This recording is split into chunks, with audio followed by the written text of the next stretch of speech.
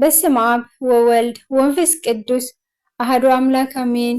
ሰላም እግዚአብሔር ምሳኹም ይኹን ናይ ቻናለይ ተኸታተልቲ ከመይ ትኾኑ ድሓኒኹም? ኣነ እግዚአብሔር ይመስገን ሰላም እየ። ንስኻትኩም እውን ሰላም ክትኮኑ ናይ ኩሉ ግዜ ትምኒተይ እዩ። ሎማዓንቲ ድማ ብሓንቲ ኣዝያ ደስ ትብልን መሃሪትን ዝኾነት ቪድዮ ሒዘልኩም መፅእ ኣለኹ። ካብ መጀመርያ እስካብ መጨረሻ ምስይ ክትፀንሑ ብትሕትና ይላወኩም። ካብ ፈተና የድሕነና እያ ትብል። ኣብ ፈተና ግዜ ብኸመይ ክንሓልፎ ንኽእል? ነቲ ፅቡቕ ነገር ክንረክብ ተስፋ ክንገብር ይግባእ። ብፀሎት ብትዕግስትና ብተስፋ ክንሓልፍዎ ይግባእ። ፀሎት ማለት እንታይ ማለት እዩ? ፀሎት ክበሃል ከሎ ከምቲ ቅዱስ ቃሉ ዝብለና ኣብ ማእኸልኩም መከራ ዝፀበቦ ዝዓፀቦ ዝቕበል እንተሃልዩ ንሱ ይጸልይ። ዝተሓጎሰ ደስ ባህ ዝበሎ እንተሃልዩ ንሱ መዝሙር ምስጋና ይዘምር። ያዕቆብ ምዕራፍ 5:13 ፀሎት ቀንዲ ንፈተናና እንርስዓሉ መንፈሳዊ ኣገልግሎት ንጥፈት እዩ። ጎይታ ሰራዊት ብዛዕባ ፀሎት ክምህረና ከሎ ወበፂሖ ህየ ይቤሎሙ ጸልዩ ከመ ኢትባኡ ውስተ መንሱት ወተኣተተ እምኔሆሙ መጠነ ሙጋረ እብን ወሰገደ ወጸለየ ኣብታ ስፍራ ምስ በፅሐ ከዓ ናብ ፈተና ከይተኣቱስ ጸልዩ በሎም። ንሱ ድማ ካብኣቶም ናይ ዳርባ እምኒ ዝኣክል ርሒቑ ተንበርኪኹ ጸለየ። ሉቃስ ወንጌል ምዕራፍ 22:40-41 ክብል ከም ዝተረድኣና ፀሎት ማለት እቲ እንኮ ሓገዝ እግዚአብሔር እንሓተሉ ቋንቋ እውን እዩ። ኩሉ ቅንኣት ኩሉ ፈተናን ኩሉ ግብሪ ሰይጣንን ምኽሪ ክፉኣት ሰባትን ሕቡእን ግሁድን ምልዓል ፀላእን ኦ ጎይታይ ካባይ ኣርሕቕ ካብ ኩሉ ህዝብኻን እውን ኣርሕቕ ካብዚ ቅዱስ ቦታኻ እዚ እውን ኣርሕቕ እንዳበልና ከም እንፅልዮ ፀሎት ናይ ሰይጣን ሓይሊ ይደክም ይበንን ካባና ይርሕቕ ማለት እዩ።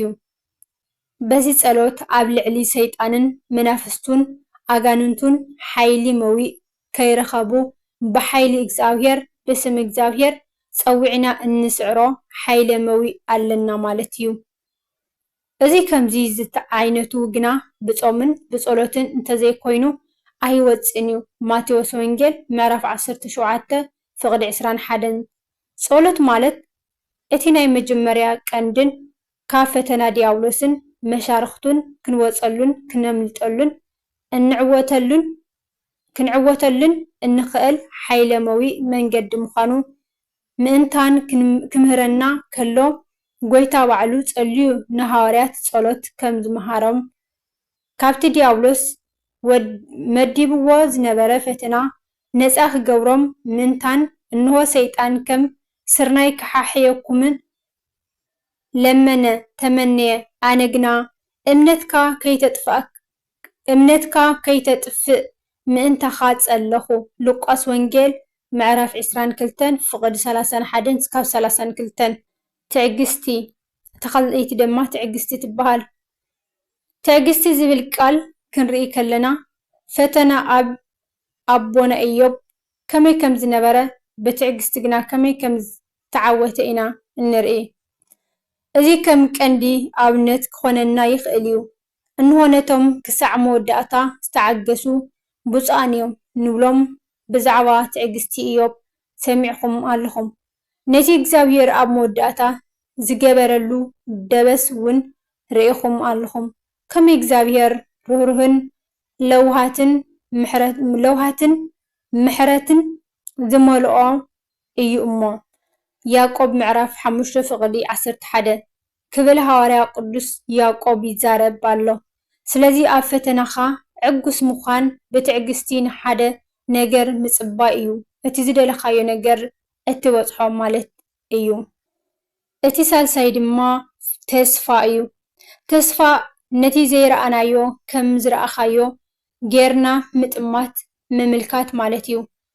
ነቲ ንቅድሚት ዝመፅእ ነገር ብተስፋ ከም ዝረኸብናዮ ነቲ መጻኢ ህይወት ክልምልም ምግባር ወሳኒ ኩነት እዩ ብሓቂ ከምቲ ኣገዳሲ ነገር ኮይኑ ስለ ዝረኣዮ እዩ ብርሃነ ዓለም ቅዱስ ጳውሎስ ንዕብራውያን ሰባት ከም ዝፀሓፎ ዕብራውያን ምዕራፍ 11 ፍቅዲ 1 ምናልባት ከም ኣብነት እንተርኢናዮ ተስፋ እቶም 3 መንእሰያት ናብ ዝነድድ ሓዊ ዝተደርበዩ ኢና ነስተብል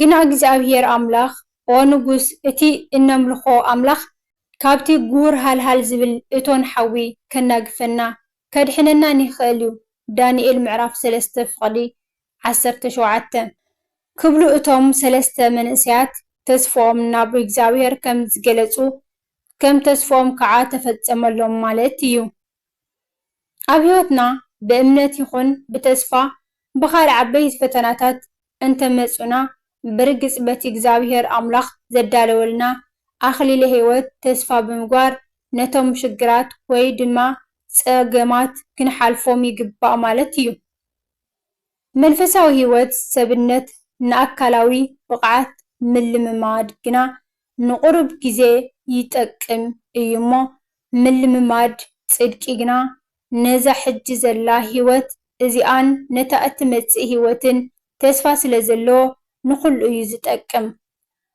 ቀዳማይ ጢሞቴዎስ ምዕራፍ 4 ፍቅዲ 8 ብኻሊእ ኣዘራርባ ድማ ርእሲ ሃዋርያት ቅዱስ ጴጥሮስ ብዛዕባ መጻኢ ተስፋ ክናገር ከሎ እዚ ክዛረብ ከሎ እውን ኣቱም ፍቑራተይ ከም ሓዊ ዝቃጸል ዝባላዕ ፈተና ክረኽበኩም ከሎ ሓደ ሓዱሽ ነገር ከም ዝበጽሓኩም ጌርኩም ኣይትገረሙ ንሱ ብግርማ ክግለጽ ከሎ ባህ ደስ ክብለኩም እዩ እሞ ኣብ ስቃይ ክርስቶስ ክትካፈሉ ከለኹም ተሓጎሱ ቀዳማይ ጴጥሮስ ምዕራፍ 4 ፍቅዲ 12-13 ኣብ ተስፋ ምንባር ተስፋ እቲ ዝዓበየ ሓይሊ እግዚኣብሔር እዩ ኩሉ ግዜ ብተስፋ ትነብር ሰብ እንተኮይንካ መንፈስ እግዚኣብሔር ኣምላኽ እውን ካብ ጥቓኻ ኣይርሕቕን እዩ ንኹሉ ድሌታትካ ብተስፋ ተጸበዮ እሞ ብርግጽ እውን ክትበጽሖ ኢኻ ጥራይ ብነፍስኻ ተኣማመን ተኣማንነት ትስፉ ሰብ ኩን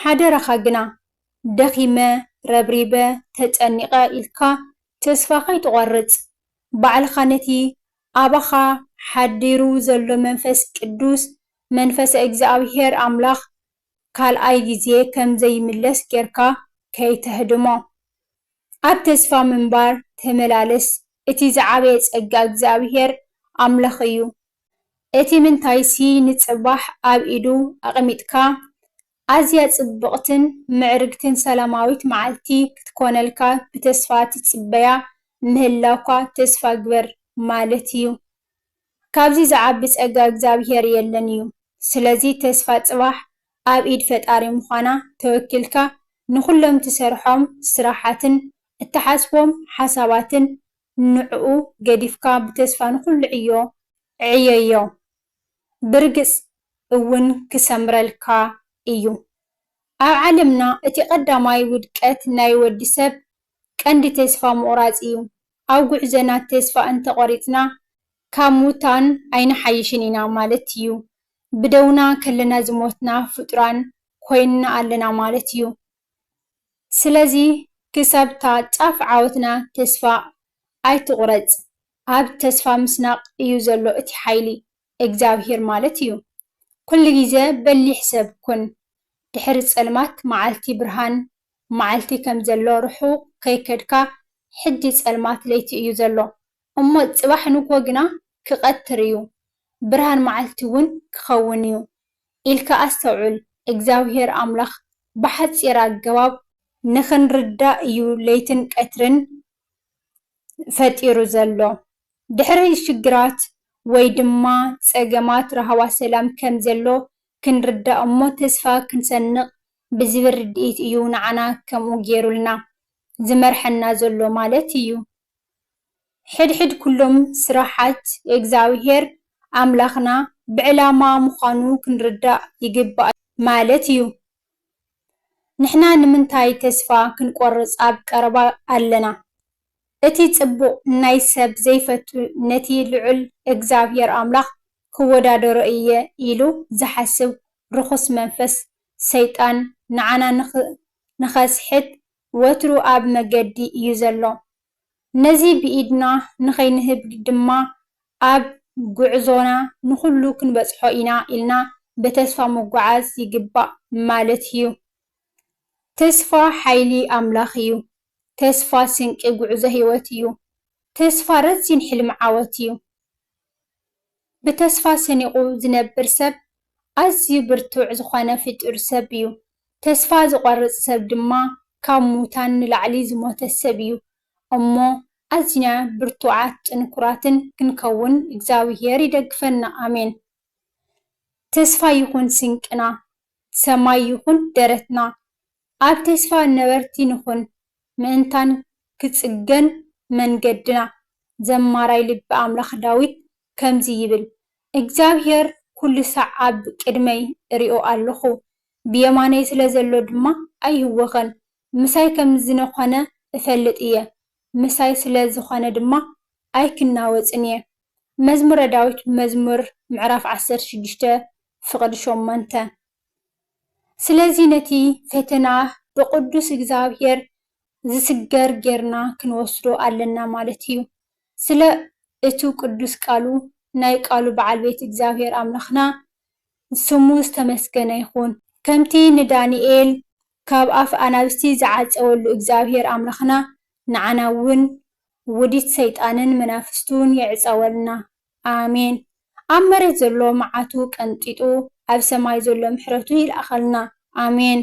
ቅዱስ እግዚኣብሔር ስቃይን መከራን ይኣክል ይበለና። ኣሜን። ጸሎታን በረከታን ጣዕማ ፍቕራን ናይ ወላዲተ ኣምላኽ ቅድስተ ቅዱሳን ድንግል ማርያም ጸሎት ኩሎም ቅዱሳን ኣቦታት ጻድቃን ሐዋርያት ነቢያት ሰማዕታት በብቓል ኪዳኖም ምስ ኩላትና ህዝበ ክርስቲያን ዘለዓለም ጸኒዑ ይንበር። ኣሜን። ዝወደቐ ዝነጥበ ብኣፈት ጓን ቅዱሳን ይተኣረመለይ። ወስብሃት ለእግዚአብሔር ልዑል ወለወላዲቱ ድንግል ወለመስቀሉ ክቡር። ኣሜን። እምበኣርከስ ክቡራት ናይ ቻናለይ ተኸታተልቲ እስካብ ሕዚ ዝነበረና ጻንሒት ነዚ ይመስል። ካብ መጀመርያ እስካብ ሕዚ ምሳይ ዝተኸታተልኩም ካብ ልቢ እየ ዘመስግን። ናይ ሎማዓልቲ መደብና ነዚኣ ትመስል ነይራ። ኣብ ቀጻሊ ድማ ብኻሊእ ኣዝዩ መሃሪ ዝኾነ ቪድዮታት ሒዘ ካብ መጸኩም ኣብ ዘለኹም ሰላምኩም የብዝሐለይ። ንቻናለይ ሓደሽቲ ዝኾንኩም ሳብስክራይብ ምግባር ኣይትረስዑ። ነዛ ቪድዮ ክትጥምሩ ከለኹም ድማ ላይክ ብምግባር ጀምርዋ። ኣብ ቀጻሊ እስካብ ንረኸብ ባይ ባይ። ሰናይ ጊዜ